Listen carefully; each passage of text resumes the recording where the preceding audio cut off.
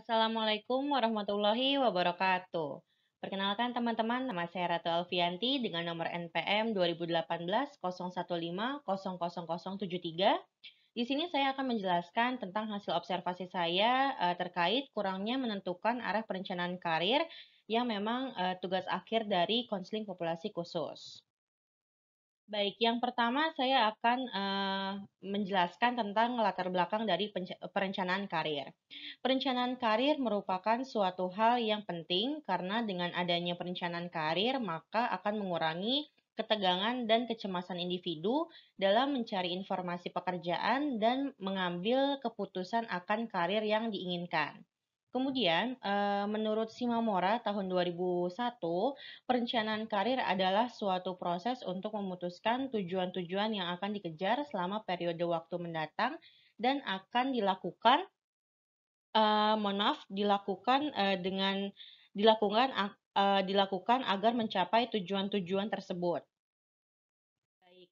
Yang selanjutnya, dari penjelasan tersebut dapat diketahui bahwa karir seseorang dapat diperoleh dengan berdasarkan perencanaan karir, tetapi ada pula yang tanpa direncanakan dapat memperoleh kemajuan dalam karirnya.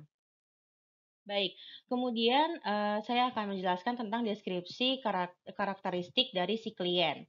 Jadi si klien ini adalah anak pertama laki-laki dari dua bersaudara. Pada pertengahan tahun 2021, si klien ini dinyatakan lulus sekolah dari SMA Negeri 10 Depok. Kemudian setelah dinyatakan lulus, si klien ini merasa bingung, ingin melanjutkan pendidikan atau fokus mencari pekerjaan. Akhirnya si klien memutuskan untuk fokus mencari pekerjaan. Namun, di saat pandemi COVID-19 menyerang Indonesia, klien ini merasa bingung harus bagaimana mencari pekerjaan di masa sulit seperti ini. Jadi, melihat latar belakang juga si klien ini adalah lulusan SMA yang memang memiliki basicnya ini minimal banget melanjutkan pendidikan D3 atau S1.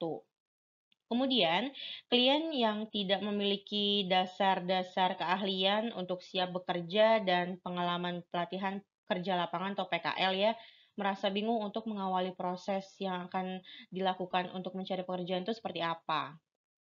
Baik, kemudian menurut informasi yang didapat dari Sekolah SMA Negeri 10 Depok, klien ini kurang aktif mengikuti ekstrakurikuler. Kemudian juga si klien memiliki nilai di bawah rata-rata. Jadi setiap kali ujian, si klien ini selalu melakukan remedial di beberapa mata pelajaran. Kemudian juga si klien terbilang murid yang tidak ketinggalan zaman atau bisa dikatakan lebih up to date. Up to date-nya itu mulai dari pakaian, gaya bicara, dan lingkungan pertemanannya. Kemudian, dalam keluarga, si klien ini terbilang juga anak yang diprioritaskan. Kedua orang tuanya selalu memberikan apa yang si klien mau, terlebih dalam hal berpakaian. Kemudian juga si klien ini selalu dimanja dalam hal keuangan atau materi. Jadi, apa yang si klien mau itu tuh selalu diturutin sama orang tuanya, termasuk jajan atau lain sebagainya gitu kan. Kemudian juga si klien ini akan minta duit atau minta uang ke orang tuanya kalau misalkan si klien ini pengen kumpul sama teman-temannya. Nah, itu kurang lebih dari deskripsi karakteristik dari si klien ini. Kemudian, permasalahan yang terjadi itu yang pertama adalah klien merupakan anak yang kurang memiliki kesadaran diri dalam perencanaan karir yang sudah diputuskan. Kemudian, kurang juga memiliki pengetahuan yang dalam tentang kesiapan untuk bekerja dan kurang memiliki keterampilan dalam diri sendiri. Kemudian, si klien ini mengakui tidak ada kesiapan diri untuk mencari pekerjaan ketika sudah lulus sekolah. Kemudian juga kurangnya informasi menjadi alasan si klien untuk mencari pekerjaan yang belum memiliki tujuan karir yang selaras dengan passionnya si klien.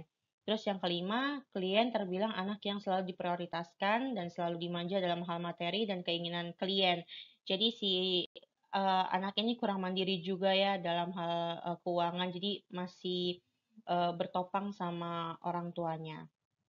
Baik, kemudian analisis kebutuhan klien ini apa sih? Yang pertama yaitu orang tua harus memberikan pola asuh yang mandiri kepada anak agar anak bisa memiliki kemandirian dalam berbagai aspek. Kemudian ajarkan anak juga untuk memiliki kesiapan diri untuk merencanakan karir yang akan dijalaninya. Kemudian yang ketiga, menentukan arah tujuan karir yang sesuai dengan passion. Dan yang keempat, memiliki informasi yang akurat untuk mendapatkan pekerjaan dalam ruang lingkup pertemanan. Kali itu penting banget ya. Kemudian, selanjutnya potensi yang dapat dikembangkan yaitu yang pertama adalah orang tua memberikan support yang baik untuk anak menentukan arah karir yang sesuai dan mengajarkan anak untuk menjadi pribadi yang memiliki arah tujuan hidup dan kesadaran diri yang baik agar selaras dengan passion si anak.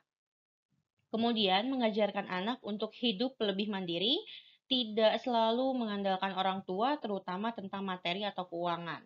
Kemudian juga meluangkan sedikit waktu untuk berdiskusi tentang kesulitan anak untuk menentukan arah pilihan karir agar anak juga memiliki percaya diri yang kuat untuk mengekspresikan atau merencanakan karirnya, kurang lebih seperti itu. Kemudian layanan BK apa sih yang tepat untuk si anak ini? Nah, untuk layanan BK-nya itu, pertama layanan BK yang digunakan adalah layanan informasi, yang memungkinkan klien menerima dan memahami berbagai informasi, seperti informasi diri, sosial, belajar, pergaulan, kemudian juga karir, dan pendidikan lanjut, yang memang bertujuan untuk membantu klien agar dapat mengambil keputusan secara tepat tentang sesuatu dalam bidang pribadi, sosial, belajar maupun karir, berdasarkan informasi yang diperolehnya dan yang memadai.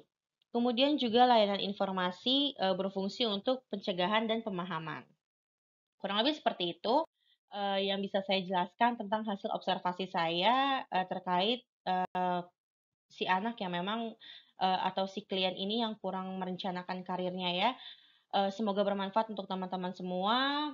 Mohon maaf bila ada salah-salah kata. Billahi taufiq wal hidayah. Wassalamualaikum warahmatullahi wabarakatuh.